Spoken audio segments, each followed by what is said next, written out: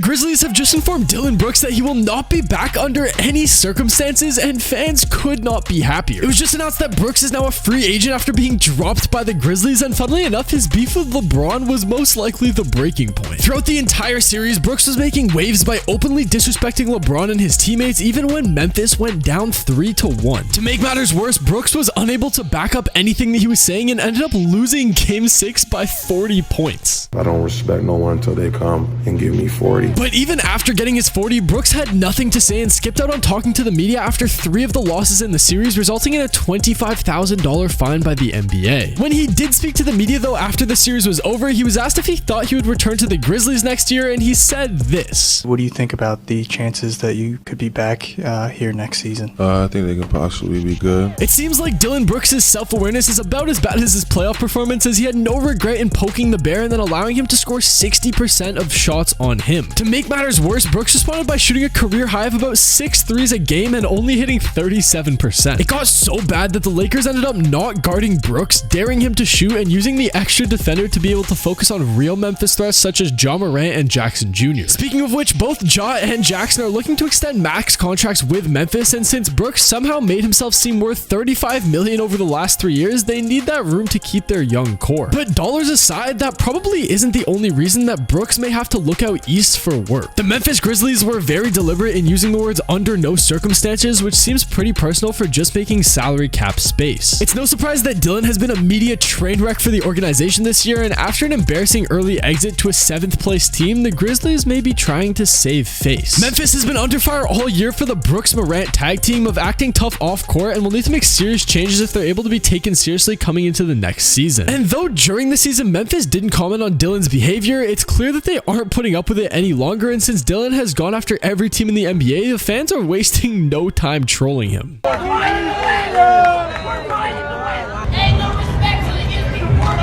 It's still very unclear where Brooks will end up or if any team will want to sign him after all of the controversies that surrounded him this season. Twitter is having an absolute field day right now, cooking Brooks and telling him to prepare to learn Chinese, hinting at the fact that he might have to go play overseas. Draymond Green has also been super vocal about hating on Brooks as well, not holding back and putting him on blast in a recent podcast episode. Why the Memphis Grizzlies is not ready to compete for a championship, look no further than this idiot right here. They're actually depending on this guy to help them win a championship. And yet you running around talking about a dynasty? The dynasty starts after you, not with you. Brooks shrugged this off, claiming that it's all part of the rivalry, but the feeling is certainly not mutual, as Green reminded the world that a rivalry means both teams win back and forth. One team has to win, and then another team has to win. And clearly, we won 4 times, and I think their organization has 0 championships, so I can't consider that a rivalry. Brooks may still have a championship in his future, but it probably won't be in the NBA. Lots of players have gone overseas and had tremendous success, but Dillon may struggle to keep up the same trash talk in Mandarin. But if John Cena can do it, he can probably do it too. 冰淇淋